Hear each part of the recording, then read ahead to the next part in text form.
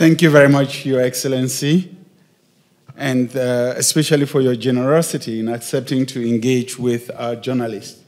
You have seated around you a dozen journalists from across Africa, as well as from Latin America. And so to get us started, I'll call on Cassien from the DRC for the first question. Thank you so much. I'm Cassien Aungani from Democratic Republic of Congo.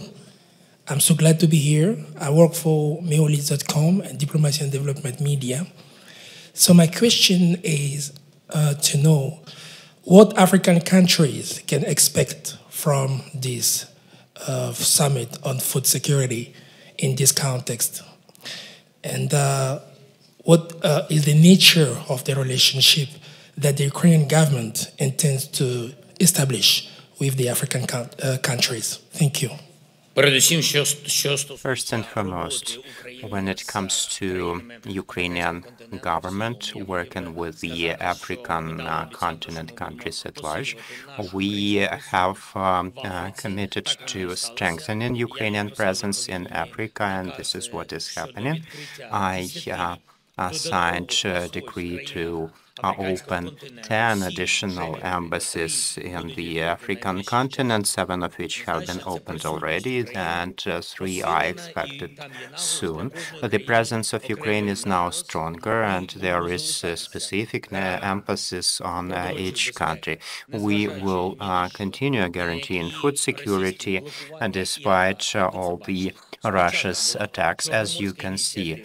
First, there was Black Sea Initiative with Turkey and the Russian Federation, after which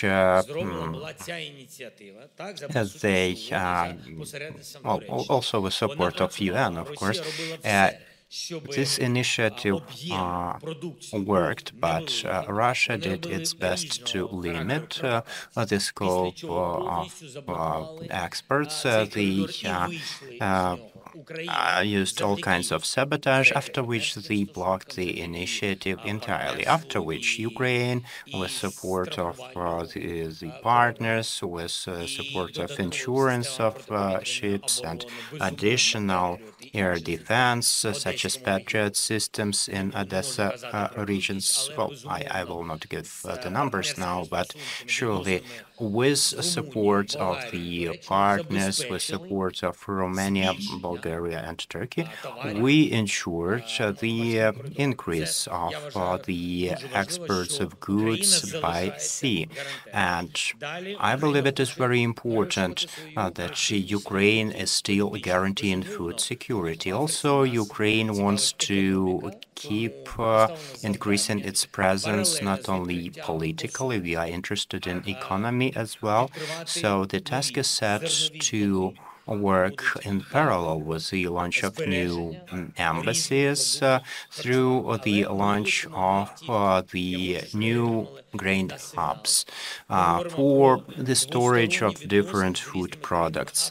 And I want you to perceive this as a signal from us, because we are open for bilateral relations with African countries. We are not just inundating you with our food products. We are ready to share technologies and also our experience of working on the land. We are interested in increasing the food exchange. Good afternoon, Mr. President. My name is Brian Oruta, a reporter with The Star. It is like I am so lucky among my colleagues. This is my second time having a conversation with you. So my question is, the last time we were here, you talked about the Ukraine government expecting to operate at a GDP of 5%. You also said you had a deficit of at least $40 billion to run the economy. Did you achieve this projected 5% GDP operation? Lastly, you met my president at the first Ukraine Peace Summit. You talked about grain hubs in Africa. I would like to know if there is any progress that has been made from that discussion. Thank you. First and foremost, let me express gratitude to you. We are grateful to Kenya. Yes, we indeed had a very important summit. And as far as I understand, also, we recently had a contact with the president of Switzerland. Well, she actually spoke to us on the video today. And so, yes, we are working for peace. And now, of course, despite the difficulties, Ukraine is striving for the just peace, and Ukraine will accomplish this. For this to happen, we need representatives of every continent to be with us. I'm grateful to the president of Kenya, who was present in person at the Swiss summit. We had a very good representation there. We had like 14 or 15 leaders of countries who joined the communique, and I'm grateful to all of them. Speaking of Kenya, I personally have very good relations with the president. Our teams work together, and speaking of these results, on the Grain Hub. Well, the results will be announced by our bilateral meeting, and I also asked not only for our team and the teams of African leaders, but also others. We were able to organize a very strong summit, Ukraine-Africa. I want us to grow our economic relations and also security relations as well by means of presence of Russia and the Wagner troops in many countries. We know why they are doing this. We know that this is a pressure on Africa. We know that it's a migration pressure on Europe as well. We understand what Russia is doing. So security, not only food security, not only grain hubs, but security overall. That's the topic. We know who we are dealing with. We are dealing with Russia. We know who the enemy is. And so the technological security measures are surely necessary in many other countries, such as countries of the African origin. And speaking of the GDP, yes, the situation is difficult. You are right. The deficit was about 50 billion. This year, it was about 40 billion as GDP is growing. It's very difficult to do this during the war, despite all the attacks, despite all the missile strikes. Russia is reducing our energy capacity. They know what they are doing. To stop added value growing, they need to stop businesses. How do they do this? Well, they switch off the light. And so they keep striking, and we keep fighting and protecting ourselves. So, yes, GDP is growing. We are seeing this. And after the war, it's going to be even higher, of course, much higher. Hello, good morning, Mr. President. Thank you for your time and for answering my question. It's a big pleasure to be here alongside our African friends, our border brothers separated by an ocean. So I would like to ask you, my name is Fernanda, I'm a professor and a researcher back in Brazil, and I'm also an analyst for CNN Brazil. So, Mr. President, the G20 Rio Summit's final communique avoided directly condemning Russia for the ongoing war. I would like to know how has this stance affected Ukraine's confidence in Brazil as a potential mediator of the conflict. We know there have been tensions between the two countries over the war, but there would be so much potential for cooperation, especially in food security, as we're discussing here, and also energy, which were priorities of our presidency at the G20 summit.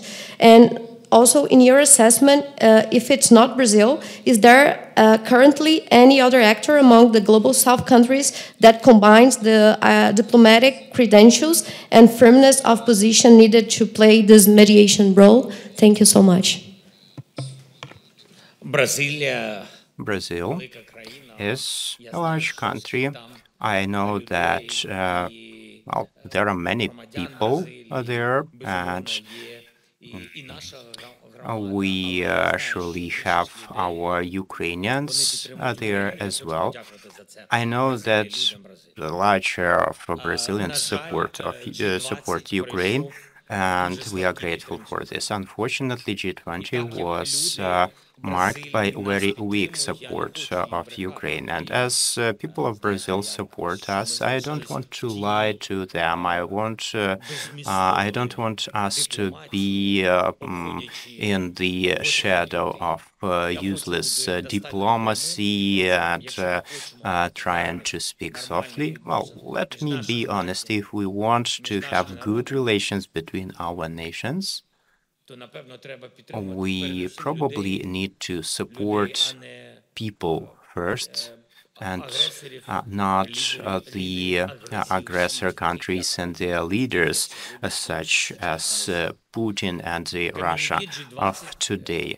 G20 communique showed a very weak position, and the situation there was quite difficult, scandalous even, the way it was presented, etc.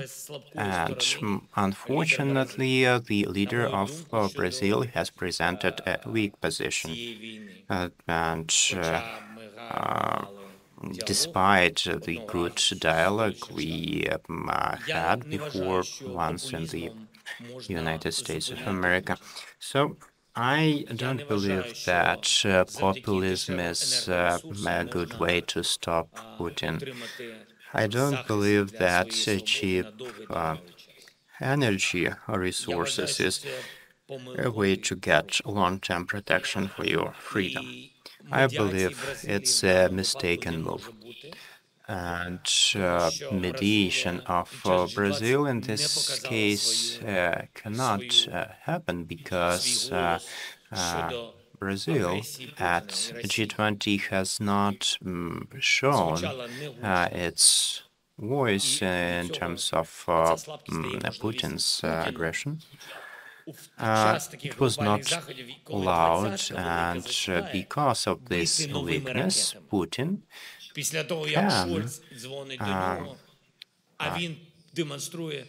can attack us with new missiles while G20 is having its meetings.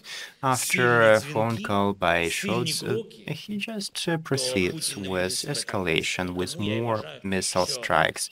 So I believe that if there are strong steps, strong statements, Putin is not going to behave like this. And this is why I believe that is a situation with G20.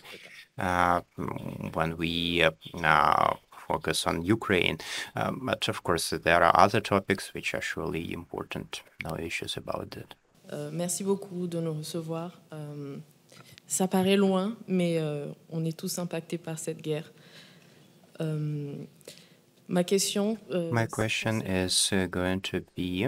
Ma question concerne la possibilité pour les Russes de contourner les sanctions. The attempts to avoid sanctions through Sahel. We saw that in that region, some countries were forced to buy lots of weapons to protect themselves from terrorism, and they are connected with Russia. There are some fears that the weapons can make its way to Ukraine.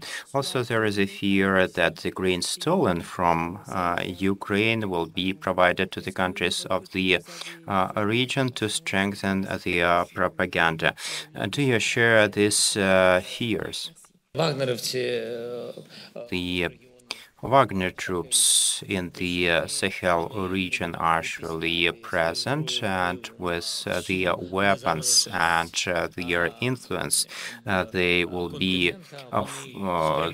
endangering the independence of the continent. That's exactly what they are striving for with their weapons, of course, not with their intellect. And this is the way they will be pressurizing those countries in Africa, they will be causing mass-scale migration, etc. And as for avoiding sanctions through these Sahel countries, we heard the rumors, but as always, we are waiting for the full confirmation of this information, which I have not seen yet from our intelligence. But the fact of selling our grain from the occupied parts of the territory and the fact of them using the port infrastructure in the occupied territories of Ukraine and selling our grain, that's a fact. Thank you, Mr. President. My name is Charles Makakala. I'm coming from Tanzania. I'm working as a columnist for Tanzania's leading English daily called The Citizen. I'm interested in the history of the war, particularly the post-Cold War developments that have possibly led to where Ukraine finds itself today. Given the choices, the many choices that Ukraine and the West took between 1991 to this point, do you consider this war as was it inevitable? In other words, are there choices or decisions which you think Ukraine and its partners in the West could have taken to avoid this situation today? Thank you. So you decided to go very far to the times of the Cold War. I would not go this deep because we can go even further into the past when Ukraine was deprived of its independence about 100 years ago. There were lots of such steps, and Moscow, Russia was doing whatever they could to deprive Ukraine of its independence, to take away everything that's Ukrainian. And we could speak a lot of the Russia's propaganda, their education, and how much time Ukraine has spent under the rule of the Soviet government. In the times of the Cold War, many countries that are now independent were part to the USSR. Could we avoid the war after we restored our independence in 1991? Was it possible? Yes, it was, because back then we had a couple of the former Soviet republics that got their independence in this time, about 30 years ago. And some of them joined the European Union and got economic independence from Russia. They were able to expand their markets, and also NATO membership. So none of the countries that are now members to UN, to NATO and EU, they are not under influence of Russia, no matter how hard it tries, and they are not part of any war right now, like the economic or kinetic war like here in Ukraine. Was it possible for us? Yes, it was. Have sufficient steps been made by Ukraine's leaders? I believe no. I don't know if the West wanted this so much. Did they have any tacit agreements with Russia and with this Soviet heritage? Same people who continued to be in power, because there were many people who stayed in power in the independent Russia. Well, there are lots of documents confirming such tacit agreements. Ukraine is the second largest country in the Soviet Union in terms of its military potential, its economy, and this potentially posed risks to Russia, because if Ukraine is independent, and we also have very hardworking and smart and freedom-loving people, as you can see from the dynamics of this war. Freedom is one of the highest values for our nation. So from this potential, it was clear to Russia that in case we become a successful country in the EU and NATO, and it would surely come true, the Russian society would not be as ready to listen to their propaganda, trying to explain away the issue of having so many poor people in their country. So, yeah, that's the issue of personal security for those who hold their seats in Kremlin, and they want to be in power for 25 years and more. And yeah, there were ways to avoid this, and there were a couple of times when these decisions could be made. With the Budapest Memorandum, this could be avoided if we, well, if the diplomats signed the correct documents, and also now when Ukraine gave away its weapons in exchange for their security guarantees. Of course, the guarantees had to be strong. The guarantees had to be not dependent on any conditions. Yes, there were many steps like this. Even 10 years ago, let me be honest here, when Ukraine was not yet in the full-scale war, but Russia has started the occupation of Ukrainian territories in the Crimea and in Donbass. Back then, it was also possible to stop Putin not with those tricky documents in the same way as it happened with the Budapest Memorandum. It just gave Putin additional time. So back then, again, Ukraine could have got strong guarantees, and Russia could be restricted in its actions, but this did not happen. Esteemed President, I welcome the resistance you are posing to the aggressor. We understand that it's not an easy thing to do, and you still want to be open to the world. It's very important. Right now in Senegal, we have new government coming to power. Have you attempted to establish any contact with them? And also, speaking of your openness to the world, is there any specific strategy you are guided with? Is there anything you can offer to the African countries on top of the grain that you are supplying?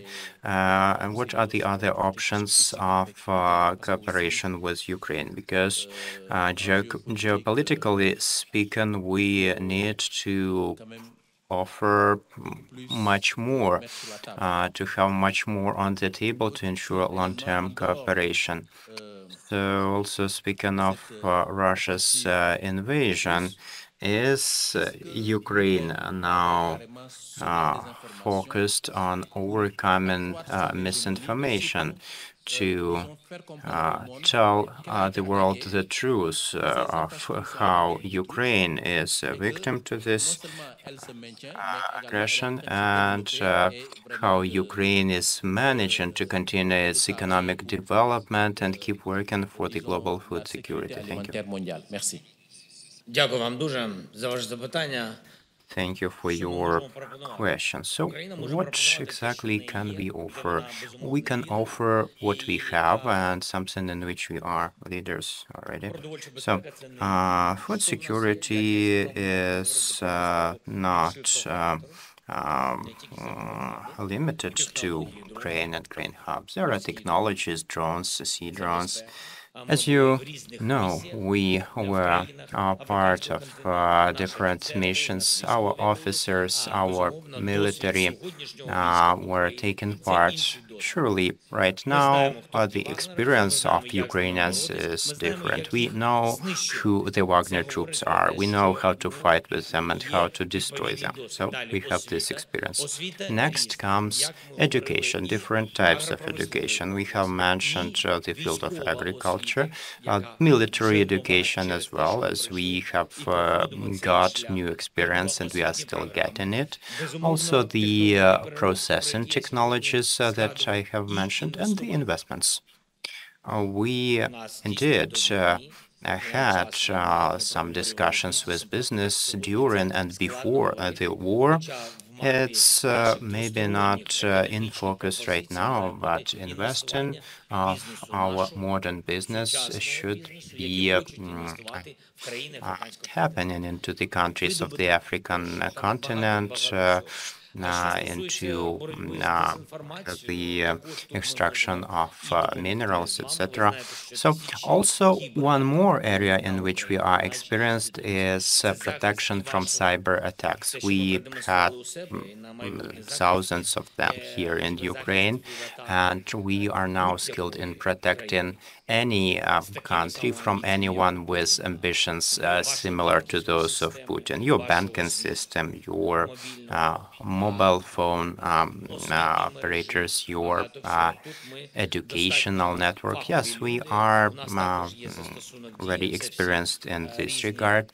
We also have our DIA application for the digital governance. And COVID-19 and later the war contributed to our experience of digitalization of services, and we are glad to offer all of this. And speaking of our common misinformation, yes, we need to be open. We need to understand that, of course, presence is required to overcome disinformation. We cannot only do this from Ukraine. And yeah, your people also need to be ready for this. And yes, this is our task to give the truth to Africans, and they, as free people, will choose which side they'd like to support. And it's not only about being for Ukraine or for Russia. It's indeed about overcoming this harmful informational influence. And we are ready to deal with this. During the war, I had over 60 contacts with African leaders, and over 60 times I also spoke about the need for Ukraine to be present in Africa. We need to have contacts. We need to have dialogue with presidents, leaders, ministers. We need to have those sessions, platforms, and summits, not only on the topic of grain. Yes, we could speak on misinformation, cyber technologies, cybersecurity, etc. But we need to keep working.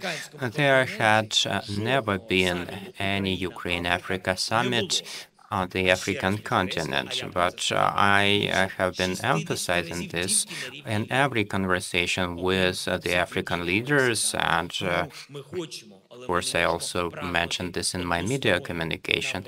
So yes, what we need from the African continent is openness, having the open doors. I don't have powerful contacts with them so far, as I said before, but we keep fighting, and here we have the Minister of Foreign Affairs, and you already have the work from the journalist. Please do work at it. Monsieur le Président, comme le disait mon collègue du Sénégal, il n'y a pas que des problèmes alimentaires en Afrique. Il y a aussi des questions stratégiques qui permettraient à l'Afrique de s'affirmer sur la scène internationale. Alors, le Cameroun, j'allais dire, un Camerounais préside la 79e Assemblée générale des Nations Unies. That's on the assembly of the UN session, and the president of Cameroon stands for this initiative. Ukraine also supports this initiative, but where would this conflict be? Would Ukraine support this legitimate right of the African residents? If we speak about the peace in Ukraine, will you be ready to speak to President Putin? On which conditions and about what? Concerning the reforms of the UN Security Council, we raised the question, but unfortunately now it's not acting, and all the leaders speak about it, and even the chairpersons speak about it, but there are no reforms. It's like to solve the issue, and that's the second part of your question, the issue of the war in Ukraine. Everybody asks a question about what you are ready for, but the root cause for it is that Russia doesn't want peace. Likewise, the reform of Security Council of the UN, they just don't want this reform. Otherwise, their influence would be slower and smaller.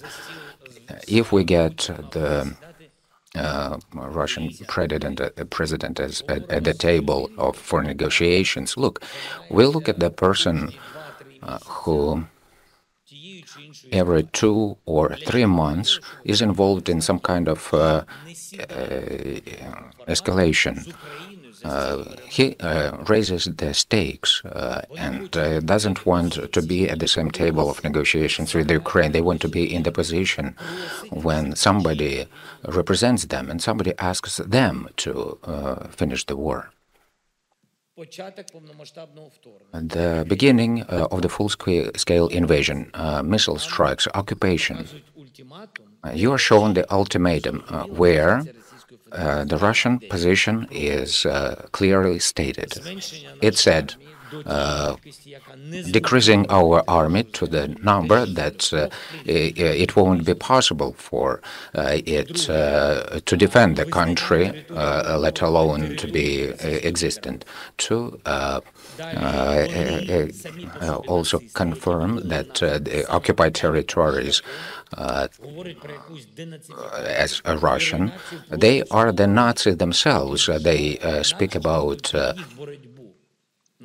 fighting Nazism, but actually they are the Nazis themselves. It's a colonial way of fighting, just to purge the identity of the people, so as Russia is established here. After that, that we see their statements about the peace, and with the new administration in the U.S., somebody comes up and speaks about what do they do. There is a new army of this country. They just opened the gates to the new world war.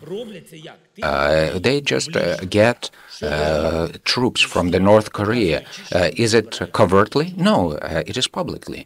And by doing so, they just show we are not going to finish the war. After that, they say, don't do any escalation steps. And they keep shelling us, and they send a new missile at us, and then they threaten with another nuclear possibilities. By the way, they intimidate the world during the war that Russia might get to the nuclear strikes after these countries help Ukraine. So what are the conditions? How can we sit at the table of negotiations? What do they want besides the occupation of our country? What does this old man want? He just wants to be in Kremlin, and that's his only ambition. He doesn't want to lose his position, his house. He lives, as I said, where. That's what he wants. And he will do everything possible so as to keep his position and his crazy ideas. He will make other people suffer any atrocities. He lost more than 600,000 troops so far.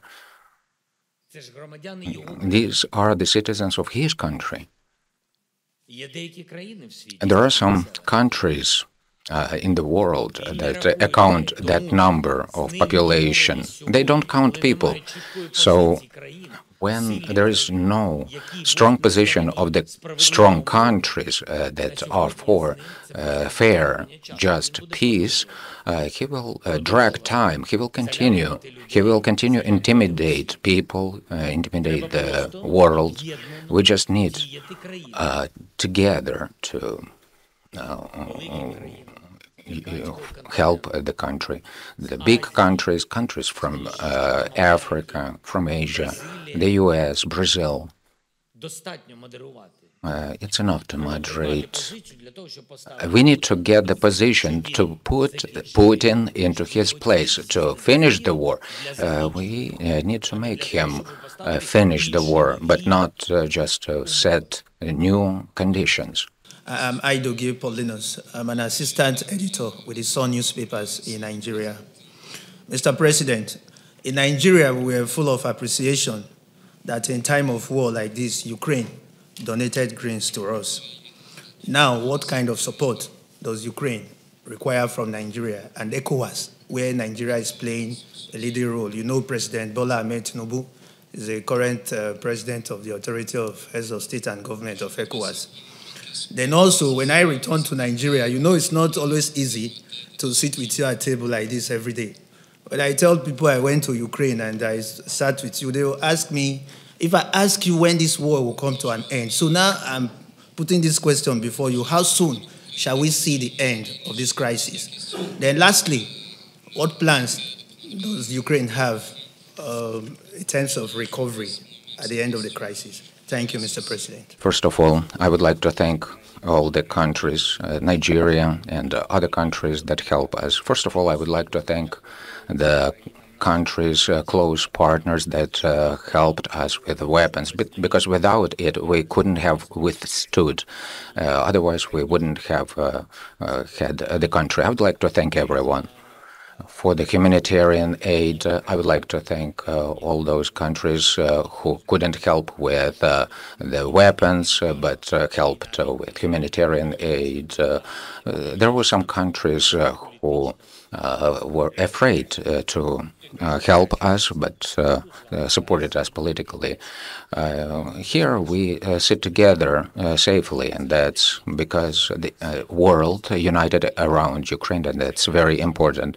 That was the first step towards peace. You ask when the war will finish. This step was very important. More than 3 years ago, the world saw that it was unjust war, and after that the world united. These were the first steps to war. We recovered a lot of our territories. Many people returned from abroad. Sure enough, there are still a lot of people abroad, and they will return. They will renew our country. Concerning when will it finish? When Russia would like this war to finish, when the US will be stronger in its position, when the global South will be on the side of Ukraine and support the finishing of the war. It will happen. It will be not that easy path, but I'm sure that we have all the chances next year to do that. There are some certain steps. They are sewn into our peace formula. We are adequate people. We understand that Russia is not going to take these steps, but there is a UN statute, and all these steps within this statute, we hope will be supported by the partners. We are open.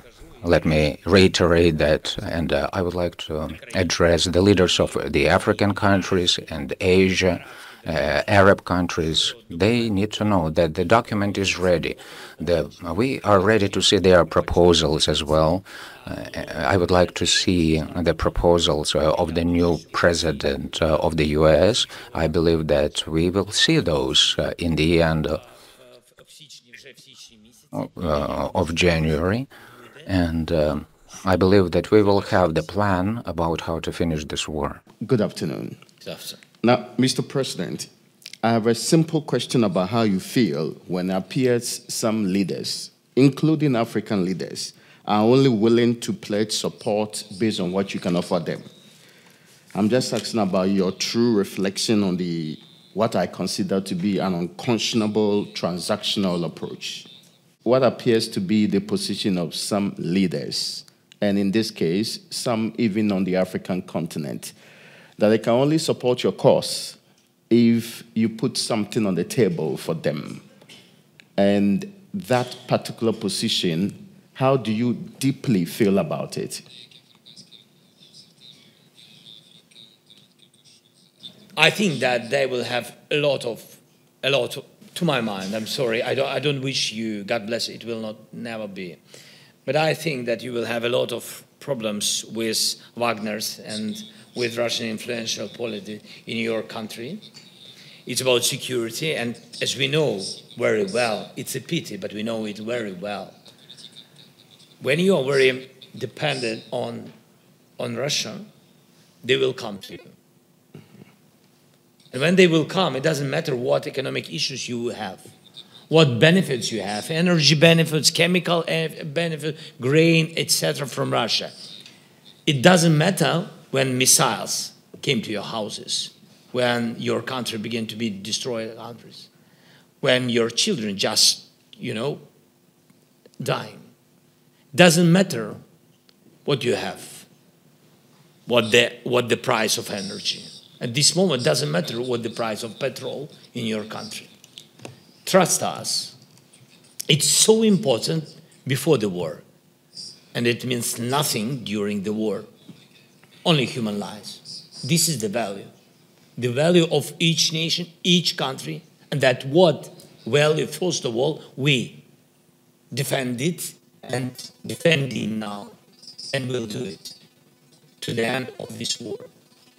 So what we can say, we can propose to be independent on any Russian issues which they gave you, any benefits and etc.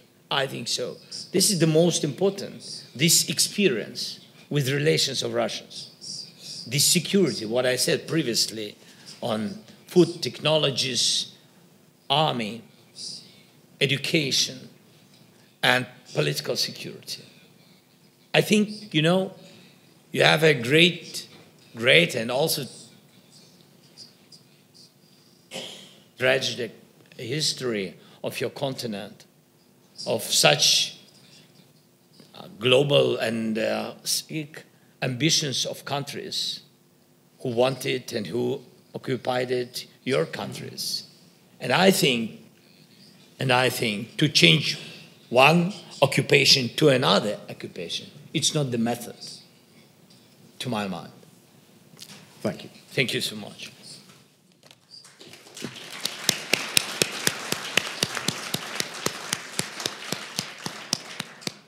My name is Siamtanda Kapa, and I'm a journalist at News 24.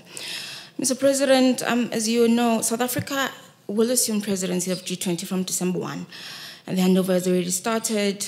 If Ukraine receives an invitation, will your administration attend? How does the Ukrainian government plan to leverage the platform to advance peace efforts in the context of the conflict with Russia? You've also mentioned what you deemed as weaknesses with how Brazil managed the situation. What do you think South Africa should do better?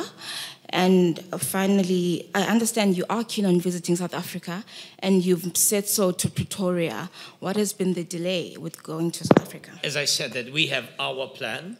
This is the plan, peace plan, but before it, it was our signal message to our partners to make us more stronger before any negotiations in the future. It's understandable that any war will finish at the table. It's understandable for us, but we wanted very much to be strong.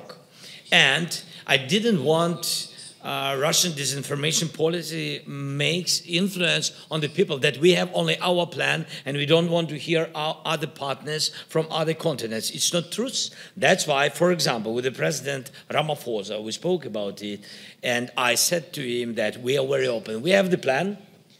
Please, your recommendations, you agree with some point, not agree. Your variant, we are open. African proposition, we want to analyze together and make a simple plan. So for today, we have the plan. We're asking us to strengthen us, but it's not to Africa. It's to those countries who strengthened us by the weapon during the war. So, and then the plan, we see the recommendations from Africa, some Arabic countries, they want it very much. And of course, United States will speak with President Trump. And we will have this position, and this position will be ready for Russians. I don't know what they will do, because they don't want to stop the war. But I hope that if this plan will be joint plan of adequate countries who really want peace. I mean, any country is adequate, yes, if they want peace, if they don't want to fight.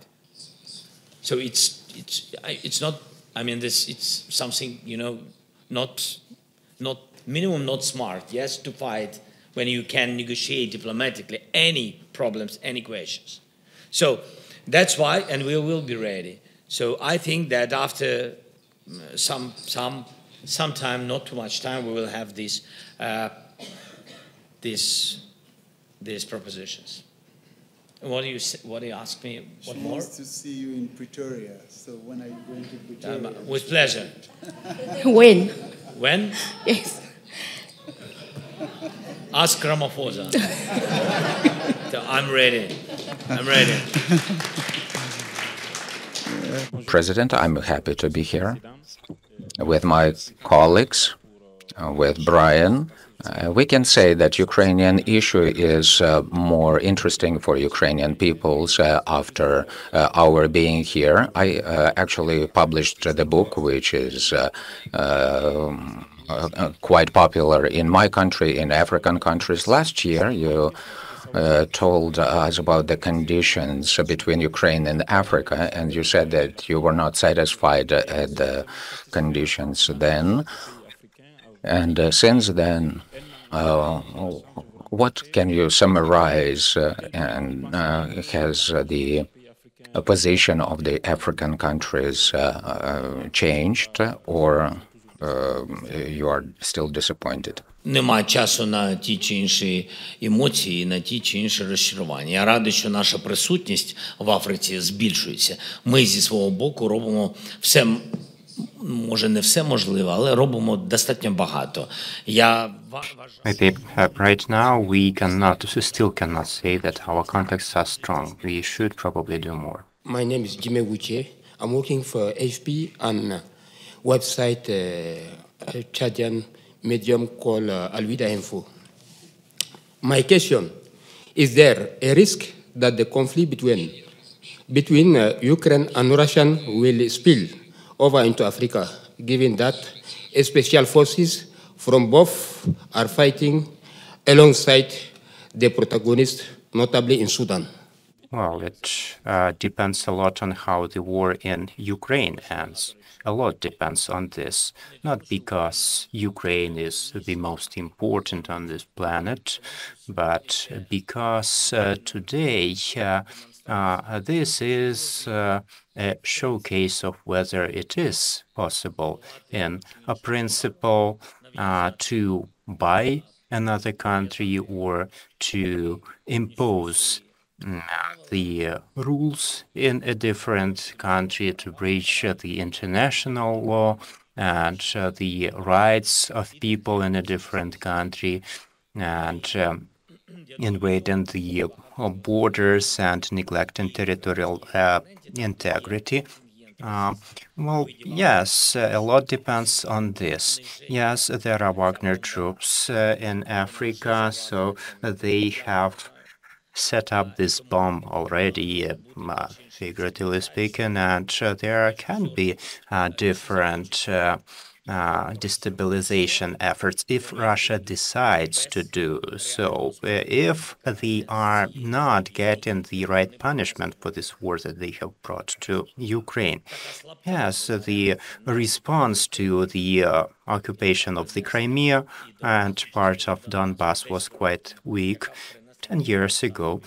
And this entailed the full-scale war here later.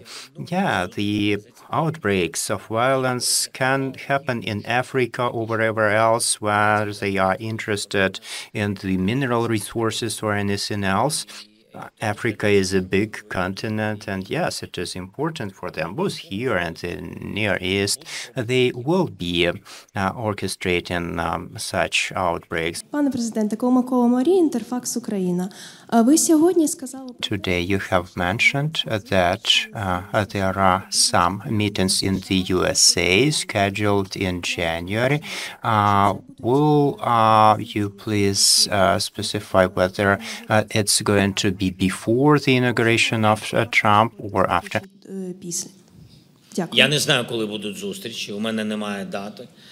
Команди працюють. Це залежить від багатьох речей. Це залежить не тільки від графіків, це залежить від легітимності проведення відповідних зустрічей. Якщо ми хочемо зустрічі, на яких вирішуються якісь питання, тобто, напевно, це повинні бути... We need to have the legal powers behind this. So inauguration should come first. Some preliminary meetings, of course, could happen before. And what's important to us, as far as I can see from the media, well, the most important thing before all of those meetings that are very important for Ukraine and that they are high priority, the most important thing is not to give opportunity to anyone to impose tension between the president of Ukraine and the president-elect of the U.S. Because, well, there are many of those who would be interested to see animosity between us. We are seeing this, we are tracking this, but it's a difficult thing to deal with because from the outset, Russia is not interested for us to have good relations or any relations. In fact, Suspilne, Roxolana Isovska, you have mentioned that there will be some change in the management of the military. What will it give as a benefit to the military, and what further steps are you expecting? Well, the main task that the military have is to reduce bureaucracy. It's very important for the officer to see a soldier, a general who has not been to the trenches. I believe they are not a real general, no matter what their experience is, with all due respect.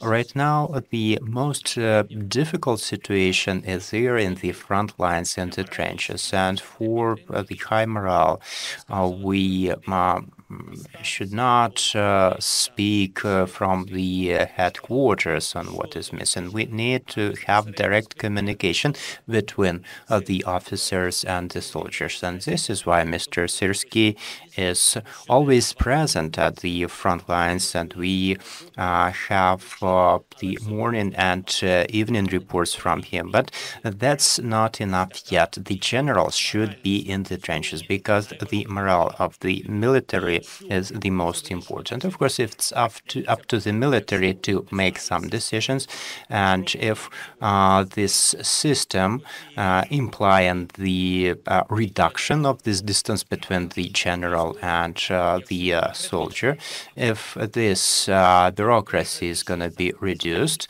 let them reduce it if they decide to do so. And speaking of the situation on the battlefield, well, you surely know some of it, although other things are classified. The most important thing to understand is that Putin wants to press us out of Kursk region, and all of these attacks with new missiles, it's happening for a reason, because Putin has given them this task. Surely he wants us to be away from there until January 20th. It's very important for him to demonstrate that he actually controls the situation, which he doesn't.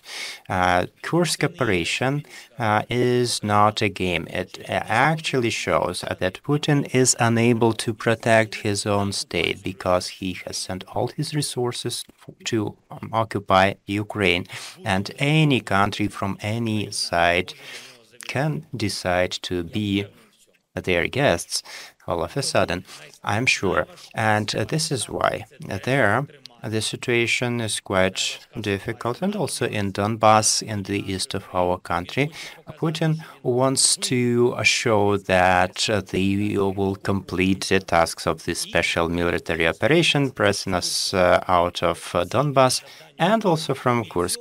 So these are the two main tasks they have. And yes, there are some difficulties in this.